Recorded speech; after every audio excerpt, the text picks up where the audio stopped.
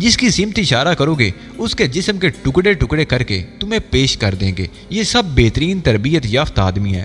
مجھے آپ کی اشد ضرورت تھی مسٹر ہاربو، اور یہ حقیقت ہے کہ میرے سب سے بڑے محسن، میرے سب سے عظیم دوست مسٹر جوشو نے مجھے سب سے پہلے آپ تک پہنچنے کی تلقین کی تھی اور کہا تھا کہ آپ سے مجھے ہر طرح کا تعاون حاصل ہو جائے گا۔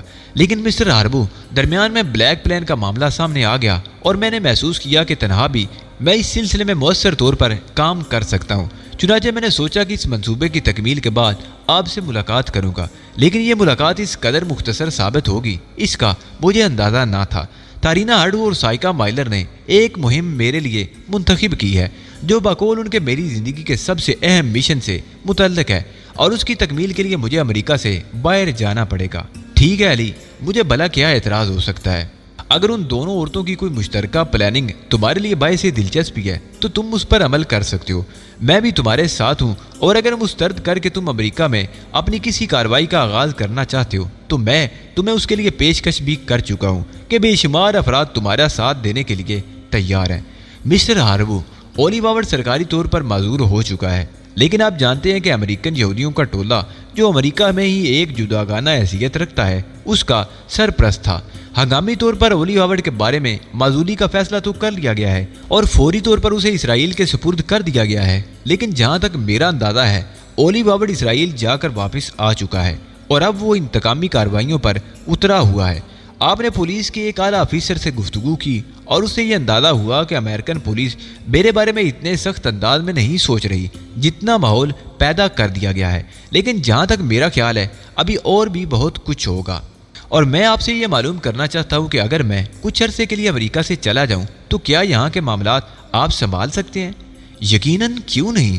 جوشو سے متعلق ہر کام میں پوری دیانتداری سے انجام دوں گا، اور تمہارا کام بھی جوشو سے متعلق ہی ہے۔ تو پھر مسٹر ڈیبو ہاربو، جوشو کے قاتلوں کو کیفر کردار تک پہنچانا آپ کی ذمہ داری ہوگی، کم از کم اس وقت تک کے لیے جب تک کہ میں امریکہ سے باہر ہوں۔ بالکل مناسب، یہ کام میں سر انجام دوں گا۔ ڈیبو ہاربو نے جواب دیا۔ ہربنس بھی ہمارے ساتھ موجود تھا، لیکن اسی دوران وہ مکمل طور پر خاموش رہا تھا۔ میں نے ڈیبو ہاربو سے کہا، مسٹر ہاربو، آپ سے ملاقات میری خواہش تھی۔ جیسا کہ میں بتا چکا ہوں، ہربنس میرا اس وقت کا دوست ہے جب میں برکلے یونیورسٹی کا طالب علم تھا۔ میری درخواست ہے کہ ہربنس پر آپ اپنی خصوصی نظر عنایت رکھیں۔ ڈیبو ہاربو نے مسکراتے ہوئے گردن ہلا دی تھی، پھر وہ بولا، ہربنس میرے لیے بہت کارآمد آدمی ہے، تمہاری سفارش کو بھی نگاہ میں رکھا جائے گا۔ اب تمہارا کیا پروگرام ہے؟ امریکہ سے نکلنے والے تمام راستے تمہارے لیے مسدود ہیں۔ یہاں سے نکلنے کی کیا صورت تمہارے ذہن میں ہے؟ اس سلسلے میں ابھی کوئی ترکیب میرے ذہن میں نہیں ہے، لیکن بہت جلد کچھ نہ کچھ کر لوں گا۔ نہیں، جب یہاں سے نکلنے کے بارے میں سوچو تو مجھے بتا دینا، میں انتظام کر دوں گا، اس طرح کہ تمہیں کوئی پریشانی نہ ہو۔ بہت شکریہ مسٹر ہاربو، میں نے جواب دیا، اور اس کے بعد یہ نشست برخاست ہو گئی۔ دوسری صبح ناشتے کی میز پر سائیکا مائلر، تارینا ہارڈو، ہربنس، میں اور ڈیبو ہاربو موجود تھے۔ ناشتے کے دوران تارینا ہارڈو بول پڑی، کیا تم نے ہمارے پروگرام کے بارے میں مسٹر ہاربو سے گفتگو کی ہے علی؟ ہاں، اس حد تک کہ میں امریکہ سے باہر رہ کر کچھ کرنا چاہتا ہوں۔ تو مسٹر ہاربو کا کیا حکم ہے؟ نہیں بھائی، میں تم لوگوں کو حکم نہیں دے سکتا۔ علی جس طرح مناسب سمجھیں کریں، انہوں نے یہاں جو ذمہ داری میرے سپرد کی ہے میں اسے پورا کروں گا۔ گڈ، تو گویا علی ہمارے ساتھ جانے کے لیے تیار ہیں۔ یہ سوال تو تم علی ہی سے کر سکتی ہو، ڈیبو ہاربو بولا۔ ویسے جہاں میری ضرورت پیش آئے اس سے گریز نہ کرنا۔ آپ کی عنایت تو ہمارے لیے بہت قیمتی ہے مسٹر ہاربو۔ آپ نے وہ کام چند منٹوں میں کر دیا جس کے لیے ہمارا خیال تھا کہ ہمیں بہت دھکے کھانا پڑیں گے۔ ہمیں یقین نہیں آتا کہ علی سے ہماری ملاقات اتنی آسانی سے ہو جائے گی۔ اس سلسلے میں میری کوششیں شامل نہیں، تم اسے اتفاق ہی کہہ سکتی ہو، یا زیادہ سے زیادہ میرے دوست ہربنس کا کارنامہ، ڈیبو ہاربو نے جواب دیا۔ ناشتے کے بعد میں نے ان دونوں سے پوچھا، تمہارا اب کیا پروگرام ہے؟ یہاں سے روانگی کب تک ہوگی؟ اور یہاں سے نکلنے کے لیے کیا طریقہ کار ہوگا؟ تمہیں معلوم ہے کہ امریکی پولیس اور میرے دشمن میری طاق میں ہیں، اس کے لیے کوئی نہ کوئی بندوبست کر لیا جائے گا۔ تو پھر پہلے ہمیں یہاں سے واپس سان فرانسسکو جانا ہوگا، تہذیب وہیں موجود ہے۔ میں نے کہا، ٹھیک ہے، ہم لوگ بھی چل سکتے ہیں نا؟ اگر تم پسند کرو، مسٹر ہاربو سے ہمارا رابطہ قائم رہے گا۔ ہمیں جو کچھ بھی مشکلات پیش آئیں گی ان کے لیے وہ ہماری مدد کریں گے۔ تو کیا یہ بہتر نہیں ہوگا کہ ہم آج ہی یہاں سے روانہ ہو جائیں؟ میں بھی یہی چاہتا ہوں۔ کیوں ہربنس؟ بالکل بھائی جی، میرا آج یہاں سے روانہ ہو جانا بہت ضروری ہے، تو ہربنس تم ہم سب کے لیے انتظام کر لو، میں نے کہا، اور ہربنس گردن خم کر کے وہاں سے چلا گیا۔ شکاگو سے ہم سان فرانسسکو پہنچ گئے۔ تارینا ہاڈو اور سائکا مائلر ہمارے ساتھ تھی۔ ویسے شکاگو سے روانہ ہوتے ہوئے میں نے انہیں ایک تجویز پیش کی تھی اور دونوں نے اسے قبول کر لیا تھا۔ میں نے ان سے کہا تھا کہ وہ اپنے چہروں میں تھوڑی سی تبدیلیاں پیدا کر لیں، اور اس کی وجہ یہ ہے کہ گوٹے ہل کیس میں اولیو ہاورڈ بھی شریک تھا، اور تارینا ہاڈو کے ملک میں گرین پول کو ہماری طرف متوجہ کرنے والا بھی وہی تھا۔ اس طرح وہ تارینا ہاڈو سے واقف ہے، اور اگر اسے اصل شکل میں ہمارے ساتھ دیکھا گیا تو وہ لوگ ہم پر بھی شبہ کر سکتے ہیں۔ میں نے ہربنس کے ساتھی کی حیثیت سے ہی واپسی کا سفر ایک سکھ نوجوان کے میک اپ میں کیا تھا۔ راستے میں کوئی دقت پیش نہیں آئی تھی۔ ہربنس نے تارینا اور سائکا کو بھی اپنے گھر پر ہی مدعو کر لیا تھا، جبکہ انہوں نے ہم سے کسی ہوٹل کے بارے میں پوچھا تھا۔ تہذیب مالک ایکس اور ویرا سنگھ بہت گھل مل گئی تھی۔ ان دونوں نے ہمارا پرتپاک استقبال کیا۔ میں نے تہذیب کو سائکا اور تارینا کے بارے میں بتایا تو وہ حیران رہ گئی۔ اس نے بڑی گرم جوشی سے ان دونوں کا استقبال کیا تھا۔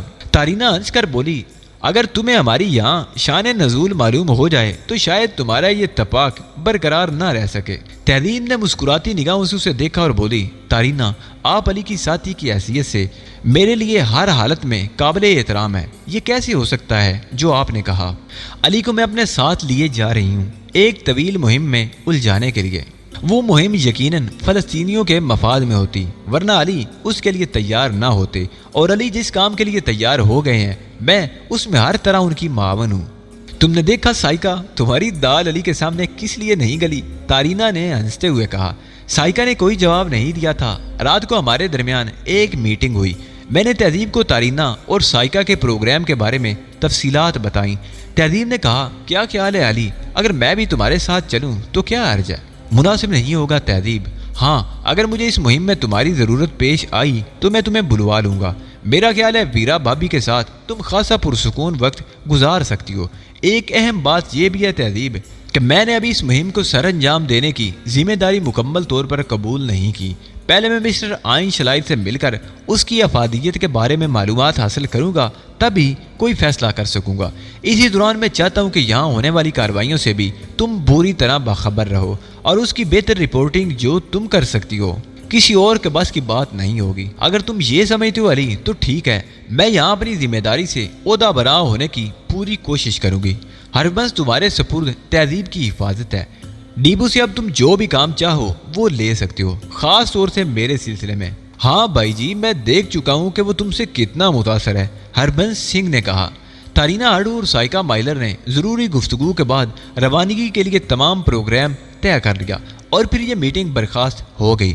ہربنس سنگھ نے تنہائی میں مجھ سے کہا، ڈیبو ہاربو سے میرے بھی کچھ کام اٹکے ہوئے ہیں، تم اپنی ان ذمہ داریوں سے نمٹ لو، پھر میرے لیے بھی کچھ کرنا۔ یہاں کی طرف سے بھی تم مطمئن رہو، ہونے والی بابی کو ہم کسی طور پریشان نہیں ہونے دے گے۔ میں نے مسکراتے ہوئے گردن ہلا دی تھی۔ تہذیب نے نہایت فراخ دلی سے مجھے روانگی کی اجازت دے دی تھی۔ ضروری تیاریاں ہوئیں اور اس کے بعد ہم تینوں سان فرانسسکو سے نکل گئے۔ روانگی کے لیے میں نے اپنے چہرے پر ایک بوڑھے آدمی کا میک اپ کیا تھا۔ تارینا اور سائکا بھی میک اپ میں تھی۔ وہ بالکل ہی ایک نئی حیثیت سے میرے ساتھ سفر کر رہی تھی۔ اس سلسلے میں تمام انتظامات ڈیبو ہاربو نے کیے تھے۔ جہاز میں ایک لاغر اور بیمار بوڑھے کی حیثیت سے میں نشست گاہ پر ٹکا رہا، جسے سانس کا مرض تھا۔ ہماری یہ احتیاطی تدابیر ہمارے لیے بہت سود مند رہیں۔ ہم نے محسوس کیا تھا کہ سان فرانسسکو سے باہر جانے والی فلائٹس پر گہری نگاہ رکھی جا رہی ہے۔ ہم اس حیثیت سے بڑے آرام سے وہاں سے نکل آئے تھے۔ بلاخر طویل سفر طے کر کے ہم اپنی منزل پر پہنچ گئے۔ تارینا ہاڈو ایئرپورٹ سے ہماری میزبان بن گئی تھی۔ غالباً اس نے اپنی آمد کی اطلاع نہیں دی تھی، اس لیے ٹیکسی سے ہی سفر کرنا پڑا، اور اس کے بعد اس سفر کا اختتام ایک ایسی عمارت پر ہوا جس کے گرد بہت سے محافظ بکھرے ہوئے تھے۔ تارینا نے بتایا کہ یہ محکمہ خاص کی ایک پرائیویٹ عمارت ہے جہاں اہم ترین ریکارڈ موجود رہتا ہے۔ تارینا ہاڈو اس ڈپارٹمنٹ کی سربراہ تھی۔ رہائش کے لیے جن کمروں کا انتخاب کیا گیا تھا وہ نہایت آراستہ اور ضروریات زندگی سے لبریز تھے۔ میرے کمرے کے برابر ہی سائکا مائلر کو بھی کمرہ دے دیا گیا تھا۔ تارینا ہم سے اجازت لے کر چلی گئی۔ اس نے 2 گھنٹے بعد واپس آنے کا وعدہ کیا تھا۔ سائکا مائلر نے غسل وغیرہ کیا۔ اسی دوران میں بھی ضروریات سے فارغ ہو چکا تھا، چنانچہ تھوڑی دیر کے بعد وہ میرے کمرے میں آ گئی۔ निखरी निखरी सी खासी खूबसूरत मालूम हो रही थी। मुझे देखकर मुस्कुराती निगाहों से सामने वाले सोफे पर बैठ गई। तहजीब की कहानी तो तारीना आडू की ज़बानी मुझे मुकम्मल मालूम हो चुकी है। वैसे अली, तुमने उससे अभी तक शादी क्यों नहीं की? यूँ समझ लो कि मेरी ज़िंदगी में अभी शादकामी के लम्हात नहीं आए हैं। तहजीब के लिए मेरे दिल में बड़ी गुंजाइश है साइका, लेकिन मुमकिन है उससे कभी शादी ना करूं। क्यों? साइका ने ताज्जुब से पूछा। बस मैंने कहा ना तुमसे कि मेरी ज़िंदगी के लिए मेरा मिशन सबसे बड़ी चीज़ है, और अगर मेरे मिशन की तकमील के बाद मेरे पास कुछ बचा तो फिर मैं अपनी बकाया ज़िंदगी किसी दूसरे के हवाले कर दूंगा। तहजीब इस बात पर तुमसे मुत्तफिक है? हाँ, अगर वो मुत्तफिक ना होती तो मैं उससे माजरत कर लेता। बड़े सख्त गिर इंसान वाली, मैंने तारीना के सामने ही तुमसे इतराफ़ किया था कि मैं भी तुम्हें चाहने लगी हूँ। अब भी चाहती हूँ अली, लेकिन मैं जानती हूँ कि हर इंसान का अपना एक ज़ाविया होता है। ज़रूरी तो नहीं कि अगर हमारे ज़हन में कोई तसव्वुर पैदा हो तो दूसरा भी उसकी पजीराई करे। बहरतौर मैंने अपनी इस मोहब्बत को दोस्ती का रंग दे लिया है और मैं समझती हूँ कि मैं मुतमईन हूँ। तारीना भी एक दफ़ा मेरे सामने जज्बाती हो गई थी। वो बड़ी अजीब व गरीब औरत है। बाज़ औक़ात तो उसकी शख्सियत इस कदर पुरअसरार हो जाती है अली कि वो समझ ही में नहीं आती। वैसे अच्छी दोस्त है, कुछ पुरअसरार कुव्वतें भी रखती हैं। हम दोनों के दरमियान बड़ा गहरा ताउन चल रहा है। रेड पैंथर अपनी कारकर्दगी में निखरते जा रहे हैं। रेड पैंथर के जरिए तुम्हें माली तौर पर भी कोई फ़ायदा पहुंचता है साइका? हाँ, क्यों नहीं। अगर हमें अपने अखराजात भी तो पूरे करना होते हैं। हमारे अपने वसाइल इतने ज़्यादा नहीं हैं कि हम बहुत भारी अखराजात के मुतहम्मिल हो सके। इस वक्त दुनिया के 4 मुल्कों में रेड पैंथर मसरूफ़ अमल है। उस सिलसिले में ज़ाहिर है हमारी माली ज़रूरियात तो होती ही हैं, और मैं इस गिरोह को बहुत ज़्यादा वसी करना चाहती हूँ और इसे बैनुल-अक़वामी हैसियत देने की ख्वाहिशमंद हूँ अली। अगर कभी तुम मुनासिब समझो और रेड पैंथर के लिए कोई ऐसा केस हासिल कर सको जिससे हमें कोई माली फ़ायदा भी हासिल हो जाए तो मेरी दरख्वास्त है कि उससे गुरेज मत करना। मैं समझ रहा हूँ साइका, मैंने जवाब दिया। साइका देर तक मुझसे गुफ्तगू करती रही। फिर तारीना आडू वापस आ गई। अंदर आकर उसने हमें इतला दी कि आइन शलायर 10 मिनट के अंदर अंदर यहाँ ज़रूरी सामान के साथ पहुँच रहे हैं। तकरीबन 15 मिनट के बाद हम आइन शलायर का इस्तकबाल कर रहे थे। मिस्टर आइन शलायर नहायत गर्मजोशी से मुझसे मिले। मैंने मुसाफिर के लिए हाथ बढ़ाया तो उन्होंने आगे बढ़कर मुझे गले से लगा लिया। नहीं अली, मैं तुम्हें सीने से लगाऊंगा। तुम मेरे मोहसिन हो। इतना बड़ा एहसान किया है तुमने मुझ पर कि मैं तुम्हारा शुक्रिया अदा नहीं कर सकता। बात पुरानी हो चुकी है मिस्टर शलायर। बहरतौर आपकी इस मोहब्बत का शुक्रिया। किसी तवील तमहीद के बगैर हम असल मौजू पर आ गए। मिस्टर आइन शलायर ने कहा, अली, जिस मकसद के लिए ये दोनों खवातीन तुम्हें अमेरिका से यहाँ लाई हैं उसकी थोड़ी बहुत तफसील तो तुम्हारे इल्म में आ ही चुकी होगी। तारीना ने मुझे बताया था कि उसने तुम्हें मुख्तसरन लाइन ऑफ क्रोजल के बारे में बता दिया है। उस मुहिम की बाकी तफसीलात मैं तुम्हारे सामने पेश करना चाहता हूँ। उसके लिए तारीना ने एक दूसरे कमरे में बंदोबस्त किया है। मेरे ख्याल में हमें वहाँ चलना चाहिए। मैं उठ खड़ा हुआ और थोड़ी देर के बाद हम एक ऐसे कमरे में आ गए जिसे प्रोजेक्शन रूम कहा जा सकता था। यहाँ एक प्रोजेक्टर स्क्रीन भी मौजूद था। दीवारों पर मखसूस किस्म के रैक लगे हुए थे। एक बड़ी सी मेज़ पर बैठने के बाद मिस्टर आइन शलायर ने अपने हाथ लाए हुए एक ब्रीफ केस में से कुछ कागजात निकाले और अपने सामने फैला रहे। लाइन ऑफ क्रोजल के बारे में तुम्हें मालूम हो चुका है कि वो गैर मुहज़्ज़ब बस्तियों पर मुश्तमिल एक इलाका है। उन तमाम बस्तियों ने इज्तिमाई तौर पर मुत्तफिक होकर अपने मफादात की निगरानी के लिए तेरूडा नामी एक हुकूमत कायम कर ली है। तेरूडा में उन तमाम बस्तियों के वो बड़े बड़े लोग मौजूद हैं जिन्हें वहाँ का सरदार कहा जा सकता है। गैर मुहज़्ज़ब और गैर तालीम याफ्ता लोग हैं, लेकिन उन्हें तरबियत देकर इस काबिल बना लिया गया है कि उनसे कोई काम मखसूस लिया जा सके। उन्हें तरबियत देने और इस्तेमाल करने के लिए इंतहाई खुफिया तौर पर चंद अरब ममालिक ने काम किया है। उस सिलसिले में अरब मुल्कों ने अपने अपने नुमाइंदे वहाँ भेजे हुए हैं जो वहाँ के हालात को कंट्रोल करते हैं। उन्होंने उस इलाके में ज़बरदस्त सरमायाकारी की है और उन बस्तियों के बाशिंदों को ज़िंदगी की वो तमाम ज़रूरियात मुहैया कर दी हैं जो उनके लिए ज़रूरी थी। लेकिन इतने बड़े पैमाने पर होने वाली ये इक़दामात ज़ाहिर है कि मुकम्मल तौर पर खुफिया नहीं रह सकते। ज़राए नकल व अमल और दूसरे बहुत से उलझे हुए मामलात उनकी इजाज़त नहीं देते। वहाँ उन्होंने छोटी छोटी असला साज फैक्ट्रियाँ कायम की हैं और उनमें माहिरीन के अलावा जो लोग काम करते हैं उनका ताल्लुक अफ्रीकी कबाइल ही से है। उन छोटी छोटी फैक्ट्रियों की तादाद बहुत ज़्यादा है और मुश्तरका सरमायाकारी से ये नहायत मुफीद तौर पर काम कर रही हैं। मैं नहीं जानता कि अभी असले की कोई खेप वहाँ से अरबों तक पहुँची है या नहीं, लेकिन मुस्तकबिल करीब में यकीनी तौर पर उस सरमायाकारी से बेहतर فوائد حاصل ہو سکیں گے۔ میں جو معلومات تمہیں فراہم کر رہا ہوں علی، ان پر میری ذاتی ریسرچ نہیں ہے، بلکہ جیسا کہ تمہیں سائیکا مائلر نے بتایا ہوگا کہ ہمیں یوگوسلاویہ کے ایک جرائم پیشہ سائنسدان سے کچھ دستاویزات حاصل ہوئیں جن کے ذریعے یہ تمام معلومات ہمیں حاصل ہوئیں۔ عرب مشترکہ سرمایہ کاری سے تکمیل پانے والے یہ منصوبہ بلا شبہ آئندہ جا کر بہت بڑی حیثیت اختیار کر سکتا ہے۔ موبارڈو اس علاقے سے قریب ترین جگہ ہے جس پر ایک یورپین ملک کے اثرات ہیں، اور یہ یورپی ملک عربوں کے خلاف سمجھا جاتا ہے اور یہاں اسرائیلی مفادات کو ترجیح دی جاتی ہے۔ بہرحال میرا خیال ہے کہ عربوں نے اس کے دفاع کے لیے بھی کوئی مناسب بندوبست ضرور کیا ہوگا، ورنہ انہیں کچھ نہ کچھ اطمینان ضرور ہوگا۔ لیکن ہم نے لائن آف کروزل کے خلاف جو سازش پکڑی ہے، یقیناً اس کا علم عربوں کو نہیں ہے۔ میں چاہتا ہوں علی یار خان کہ تم تیراڈو پہنچ کر اس سازش کو ناکام بناؤ۔ اس کی بہت سی تفصیلات دستاویزی شکل میں ہمارے پاس موجود ہیں۔ لائن آف کروزل کے بارے میں یہ انکشاف میرے لیے بہت سنسنی خیز تھا۔ بارہ اس موضوع پر سوچا تھا، بارہ یہ خیال ذہن میں آیا تھا کہ عرب ممالک اپنے زبردست سرمایہ کو ایسی کسی شکل میں کیوں نہیں استعمال کرتے۔ اپنی عظیم الشان دولت سے انہوں نے بہت سے علاقوں کی تقدیریں بدل دی، لیکن اسلامی دنیا کو طاقتور ترین بنانے کے لیے ابھی تک کوئی مؤثر کارروائی کیوں نہیں ہوئی۔ ہزاروں منصوبے بنائے جا سکتے ہیں، اسلحہ سازی اور جدید ٹیکنالوجی کے لیے ان کا سرمایہ بیش بہا خدمات انجام دے سکتا ہے۔ بہت سے ایسے ممالک جو ذہانت اور عمل میں جدید ترین ممالک سے کسی طور کم نہیں، کم مائیگی کی وجہ سے اپنے بے شمار کارآمد منصوبوں کو عملی جامہ نہیں پہنا سکتے۔ اگر عرب سرمایہ ان کی حوصلہ افزائی کرے تو بہت کچھ ہو سکتا ہے۔ بہرحال اس لحاظ سے لائن آف کروزل ایک مؤثر منصوبہ تھا اور مجھے اس سے کافی دلچسپی پیدا ہو گئی تھی۔ میں اس سازش کے بارے میں جاننا چاہتا ہوں جو اس منصوبے کے خلاف جاری ہے، میں نے کہا۔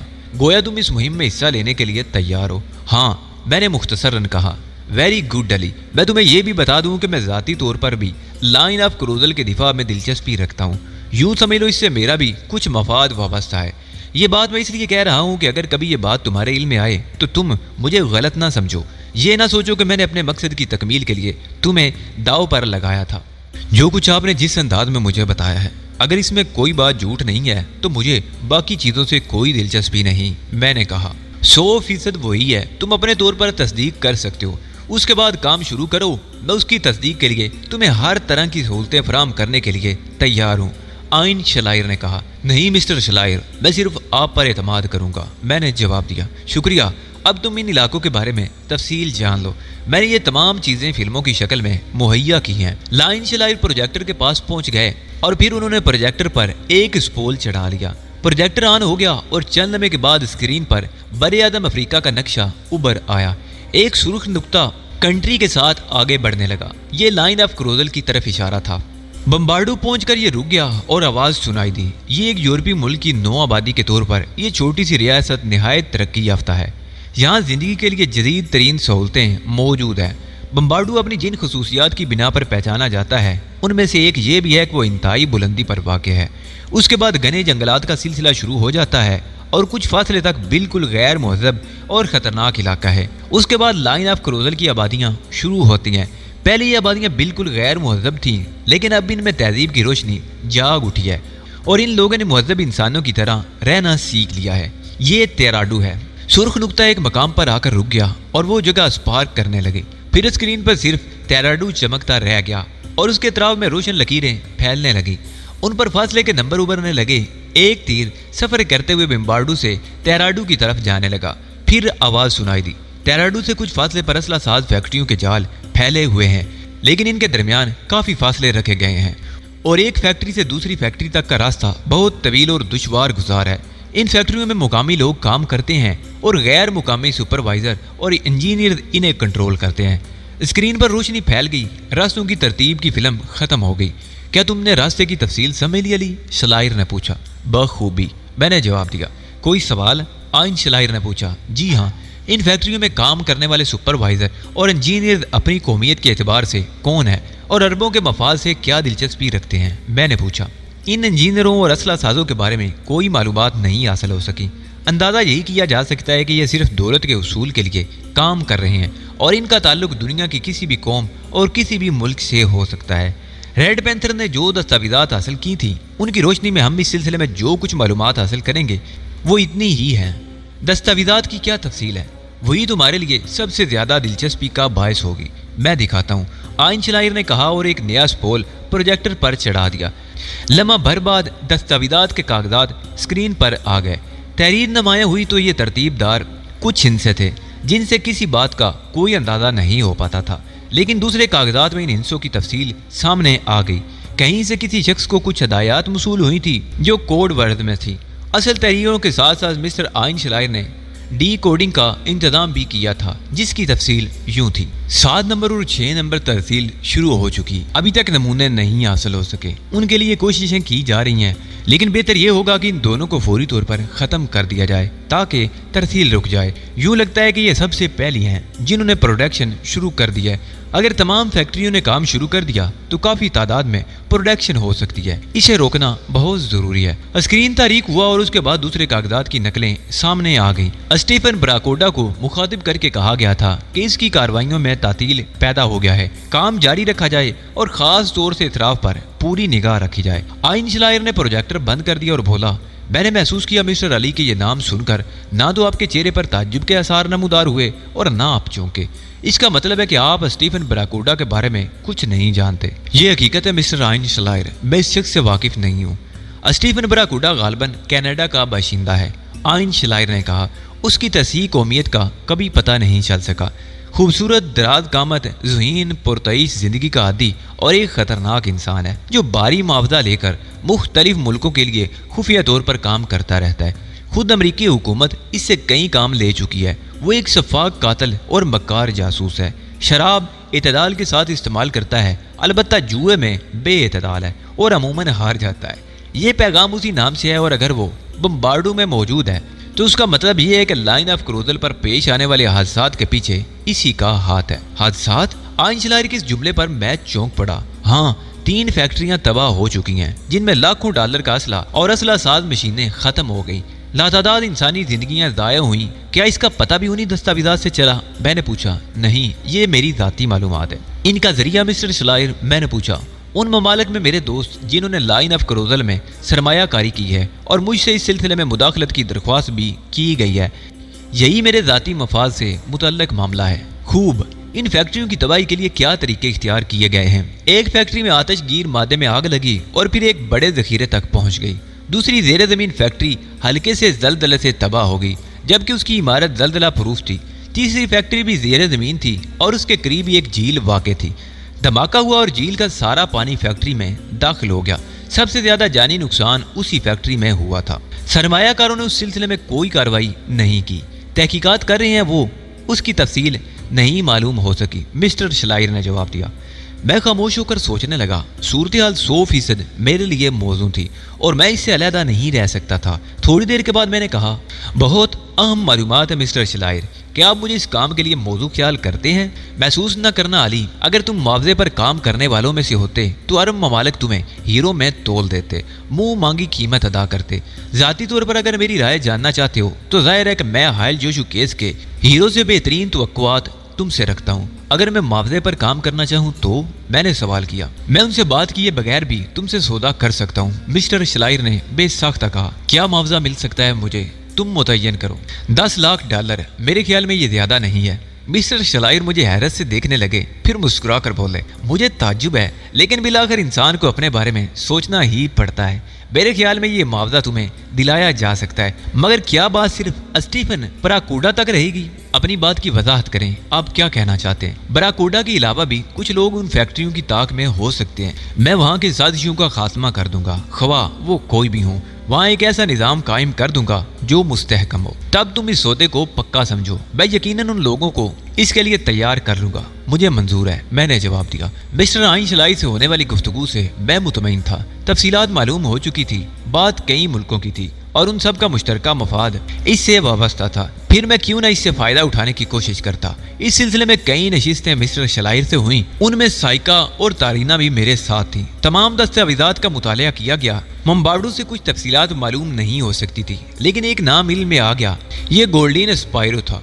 ریس کے گھوڑوں کا تاجر، جس کے بارے میں معلوم ہوا کہ وہ اسٹیفن براکوڈا کا جگری دوست ہے اور اس سے براکوڈا کے بارے میں مکمل تفصیلات معلوم ہو سکتی ہیں۔ ممبارڈو تک کے سفر میں تمہیں کوئی مشکل پیش نہیں آئے گی، لیکن اس کے بعد کے معمولات تمہیں خود سنبھالنا ہوگے، مسٹر شلائر نے کہا۔ اپنے معاونین کے طور پر تمہیں کچھ افراد کی ضرورت ہوگی۔ ہاں یقیناً۔ اس کے لیے تم نے کیا فیصلہ کیا؟ میں نے تو ابھی کسی بارے میں کوئی فیصلہ نہیں کیا، البتہ معاوضے کی رقم میں سے کچھ ایڈوانس رقم مجھے درکار ہوگی۔ اندازاً کتنی؟ کم از کم $2 لاکھ۔ اس رقم کے وصول کے بعد ہی تم کام کا آغاز کرو گے؟ کام کا آغاز تو میں کر چکا ہوں، کچھ ضروری امور کے لیے یہ رقم درکار ہوگی۔ اس سلسلے میں یوں کرو کہ کسی کو متعین کر دو، رقم اسے ادا کر دی جائے گی، مسٹر شلائر نے کہا۔ بہتر ہے، میں نے جواب دیا اور اسی رات میری گفتگو سائکا سے ہوئی۔ میں تمہارے چند بہترین ساتھیوں کو اس مہم میں استعمال کرنا چاہتا ہوں سائکا، کیا تم اس سلسلے میں میری مدد کر سکتی ہو؟ پورے خلوص سے، بلکہ میں اس کی خواہش مند تھی۔ تم نے یہ کہہ کر میری ہمت افزائی کی، سائکا خوش ہو کر بولی۔ چند بہترین لوگوں کی مجھے ضرورت ہے جو اعلیٰ کارکردگی کے مالک ہوں، جو ذہین ہوں، الرٹ ہوں۔ تعداد زیادہ نہیں ہونی چاہیے، لیکن ایک شخص بہتوں پر بھاری ہو۔ کم از کم کتنے افراد ہوں؟ زیادہ سے زیادہ 10۔ میں ان کا نام تمہیں پیش کر دوں گی علی، کل دوپہر تک۔ سوری سائکا، کچھ کاروباری گفتگو کرنے پر مجبور ہوں۔ اس پوری مہم کے دوران میری معاونت کے سلے میں ریڈ پینتھر کو $1 لاکھ ادا کروں گا اور دیگر تمام اخراجات میرے ذمہ ہوں گے۔ اگر تم خود پسند کرو تو ممبارڈو میں انہیں کنٹرول کرو۔ اگر تم یہ سودے بازی ضروری سمجھتے ہو تو ٹھیک ہے علی، مجھے منظور ہے۔ میں نے خود سودے بازی کی ہے تو تمہیں اس سے الگ کیوں رکھوں؟ ظاہر ہے طویل مہم اور میں تنہا اسے انجام نہیں دے سکتا، میں نے مسکراتے ہوئے کہا۔ میں نے کہا نا ٹھیک ہے، اس نے سر جھکا کر کہا۔ تو پھر سنو، ہمیں ممبارڈو یا تیراڈو کے بارے میں معلومات حاصل کرنے میں زیادہ وقت نہیں ضائع کرنا چاہیے۔ جو لوگ تمہارے ہمراہ جائیں گے ان کا انتخاب بھی تم کرو۔ اس مہم کے لیے تم خود ہی انہیں تیار کر لو۔ ایک تنظیم کے تحت یہ کام ہونا چاہیے، وہاں رابطے کے لیے ہم ضروری امور طے کر لیں گے۔ مجھے دلی مسرت ہے علی، اس طرح مجھے تمہارے ساتھ کام کرنے کی سعادت حاصل ہوگی۔ میں تمہیں یقین دلاتی ہوں کہ میں تمہارے لیے بہترین اسسٹنٹ ثابت ہوں گی۔ اوکے سائکا، میں تمہاری صلاحیتوں کا قائل ہوں۔ ممبارڈو سے براہ راست براکوڈا کا پتہ چلانا خطرناک ہوگا۔ اس کے مشاغل اور اس کی تمام کارروائیوں کے بارے میں ہم پہلے گولڈین اسپائرو سے معلومات حاصل کریں گے۔ اس کے علاوہ ممبارڈو میں ہمیں بہت سی چیزوں کی ضرورت پیش آئے گی، میں تمہیں اس کی فہرست دے دوں گا۔ اب یہ تمہاری ذہانت پر منحصر ہے کہ تم کس طرح یہ اشیاء ممبارڈو تک لے جاتی ہو۔ یہ کام آپ کی مرضی کے مطابق ہوگا چیف، سائکا نے کہا۔ دوسری ملاقات تارینا ہارڈو سے تنہائی میں ہوئی تھی۔ اس سلسلے میں تمہارا کیا پروگرام ہے تارینا؟ علی کی خواہشات کے مطابق وہ بولی۔ تارینا، میں جانتا ہوں کہ تم اپنے ملک کے ایک اہم محکمے کی باقاعدہ افیسر ہو، بڑی ذمہ داریاں تم پر ہوں گی، میں ان میں کوئی رخنہ اندازی نہیں چاہتا، البتہ تمہیں ایک ذمہ داری سونپنے کا خواہش مند ہوں۔ کہو علی، وہ آہستہ سے بولی۔ تہذیب کی خبر گیری کرتی رہنا، اس کا خیال رکھنا۔ ضرور علی، اس کی طرف سے تم مطمئن ہو جاؤ، میں زندگی کی قیمت پر اس کی حفاظت کروں گی۔ تمہارا شکریہ تارینا، تم جیسے دوستوں کے مل جانے سے میں بے حد خوش ہوں۔ تارینا سے گفتگو کر کے مجھے مزید اطمینان ہو گیا تھا۔ چند روز اس سلسلے میں مزید انتظامات کرتے گزرے۔ اس کے بعد میں سائکا کو ہدایت دے کر اور تہذیب کے نام ایک پیغام دے کر ممبارڈو چل پڑا۔ سائکا میری ضروریات کے مطابق بندوبست کر کے میرے بعد ممبارڈو پہنچنے والی تھی۔ اس مہم میں تہذیب کو بھی شریک کیا جا سکتا تھا، اور یہ حقیقت تھی کہ تہذیب تارینا ہارڈو اور سائکا سے زیادہ ذہین تھی، اور وہ ان سے کہیں زیادہ اعلیٰ کارکردگی کی مالک بھی تھی۔ لیکن دل میں عجیب سی کیفیت پیدا ہو چکی تھی۔ میں اسے خطرات میں دھکیلنے سے بچانا چاہتا تھا، اس کے لیے میں کوئی بڑا خطرہ نہیں مول لینا چاہتا تھا، اور اس وقت بھی یہی جذبہ کار فرما تھا۔ ہوائی سفر کے دوران ذہن خاصا منتشر رہا، مختلف خیالات کی الغار ہوتی رہی۔ اس مہم کے حوالے سے گتھیاں الجھتی اور سلجھتی رہیں۔ عربوں نے بلا شبہ ایک دانش مندانہ قدم اٹھایا تھا۔ یہ سب کچھ ہونا چاہیے تھا، بہت پہلے شروع ہو جانا چاہیے تھا۔ دولت کے بے پناہ انبار کسی ایسے مقصد کے لیے استعمال ہوں تو اس سے اچھی اور کیا بات ہو سکتی تھی۔ یہ بھی پکی بات تھی کہ نہ صرف اسرائیل کو بلکہ بے شمار ملکوں کو عربوں کے اس رجحان سے تشویش ہوگی، اور نہ جانے اس کے خلاف کیا کیا سازشیں کی جائیں۔ ابھی تو آغاز تھا، اس پروگرام کو ایک ٹھوس حیثیت اختیار کرنا چاہیے۔ ممبارڈو افریقہ کا ایک خوبصورت علاقہ تھا، تاریک بر اعظم، جہاں سے لاتعداد خوفناک داستانیں منسوب ہیں۔ وہیں اس کے حسن و جمال کے نظارے بھی اس قدر دلکش ہیں کہ انسان ان میں کھو کر رہ جائے۔ ممبارڈو بھی ایک ایسی جگہ تھی جو بلند پہاڑی علاقے میں ہونے کے سبب دیکھنے دکھانے سے تعلق رکھتی تھی۔ ہوٹل ہل گولڈ میں مجھے ایک خوبصورت کمرہ میسر آ گیا۔ ہوٹل کے سیاہ فام مینیجر نے اپنے سفید دانتوں کی نمائش کرتے ہوئے کہا، ہمارے ہوٹل میں آپ کو پورے ممبارڈو میں سب سے زیادہ سہولتیں حاصل ہوں گی جناب۔ اس نے کمرے کی چابی میرے ہاتھ میں تھما دی۔ ایک ملازم میرا سامان اٹھا کر لفٹ کی طرف چل پڑا۔ کمرہ دیکھ کر دل مزید خوش ہو گیا۔ خاصا کشادہ کمرہ تھا، آرام دہ فرنیچر اور ضرورت کی ہر چیز سے آراستہ تھا۔ دوسری طرف ایک بالکونی تھی جس کے سامنے پھیلی ہوئی ایک عظیم الشان جھیل نظر آ رہی تھی۔ موسم ان دنوں خاصا سرد لیکن خوشگوار تھا۔ ملازم کے جانے کے بعد میں نے دروازہ مقفل کیا اور احتیاطاً اپنے کمرے کی تلاشی لے ڈالی۔ ہر طرح سے ہوشیار رہنا ضروری تھا۔ یہ نہیں کہا جا سکتا تھا کہ یہاں میری آمد کے سلسلے میں کسی کو کوئی تشویش ہے یا نہیں، حالانکہ یہاں سیاحوں کی آمد و رفت جاری رہتی تھی، لیکن میرا تجربہ بتاتا تھا کہ ان علاقوں میں جہاں کسی قسم کی سازشیں پروان چڑھ رہی ہوتی ہیں، مجرم قسم کے لوگ ہر آنے جانے والے پر نگاہ ضرور رکھتے ہیں۔ چنانچہ یہ انتہائی ضروری تھا کہ میں اپنے کمرے کی تلاشی لے لوں اور یہ اندازہ لگاؤں کہ کہیں کوئی چور آلا تو نہیں چھپا ہوا، مگر ایسی کوئی چیز موجود نہیں تھی۔ کچھ وقت اپنے کمرے میں گزارنے کے بعد میں باہر نکل آیا۔ وسیع و عریض جھیل بلا شبہ پورا سمندر معلوم ہوتی تھی۔ اس کے کنارے میری توقع سے زیادہ خوبصورت تھے۔ ان کناروں پر موجود ریت سفید اور ریشم کی طرح ملائم تھی۔ میں دور تک ٹہلتا چلا گیا اور اس کے بعد میں نے نہانے کا لباس پہن کر دوسرے لوگوں کے ساتھ جھیل کے پانی میں کافی دیر تک خوش فیلیاں کی۔ یہاں میں نے اپنے آپ کو ایک سیاحی کی حیثیت سے روشناس کرانا چاہتا تھا تاکہ اگر کوئی میری طرف متوجہ ہو تو شبے کا شکار نہ ہو۔ وہاں سے نکل کر میں جھیل کے کنارے ایک امبریلا ریسٹورنٹ کی جانب بڑھ گیا جہاں رنگین میزیں اور کرسیاں لگی ہوئی تھی۔ ان میزوں پر بے شمار لوگ موجود تھے اور اپنی اپنی پسند کی چیزیں کھا پی رہے تھے۔ میں بھی وہاں جا کر ایک کرسی پر بیٹھ گیا اور اپنے لیے ایک ایسی ڈش منگوائی جس کے بارے میں اچھی طرح جانتا تھا، ورنہ افریقہ کے اس ساحل پر کھانے پینے کی نہ جانے کیا کیا چیزیں موجود ہوتی ہوں گی۔